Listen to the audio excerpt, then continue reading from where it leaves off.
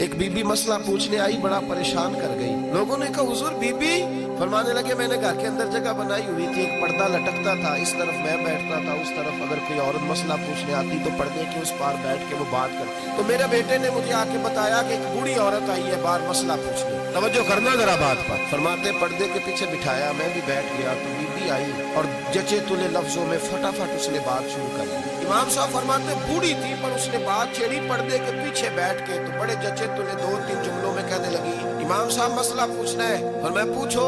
کہتے میں بڑا تیار تھا اور میں اللہ نے بڑا علم سے انہیں نوازا تھا. کہتے میں پریشان کبھی نہیں ہوا تھا، لیکن یہ بی بی پریشان کر گئی. فرماتے ہیں میں نے کہا بی بی پوچھو. کہنے لگی حضور میں محنت کی کمائی سے روٹی کھاتی ہوں، چرخہ رکھا ہوا ہے، سوت کاٹ کے اس کی کمائی کھاتی ہوں، سارا دن مزدوری کرتی ہوں، کبھی کبھی کام رہ جاتا ہے تو 14ویں کے چاند کی روشنی میں چھت پہ بیٹھ جاتی ہوں، تو چرخہ کاٹتی ہوں. بادشاہ کا لشکر میرے قریب سے کبھی کبھی گزرتا ہے، ان کے پاس بڑی بڑی لالٹینیں، بڑے بڑے ان کے پاس روشنی کے بندوبست ہوتے ہیں. لشکر بادشاہ کا گزرتا ہے تو بہت بڑا لشکر ہوتا ہے، کئی کلومیٹر تک وہ گزرتا جاتا ہے، تو کئی دفعہ اچانک اس کی روشنی بھی میرے چرخے میں پڑ جاتی ہے.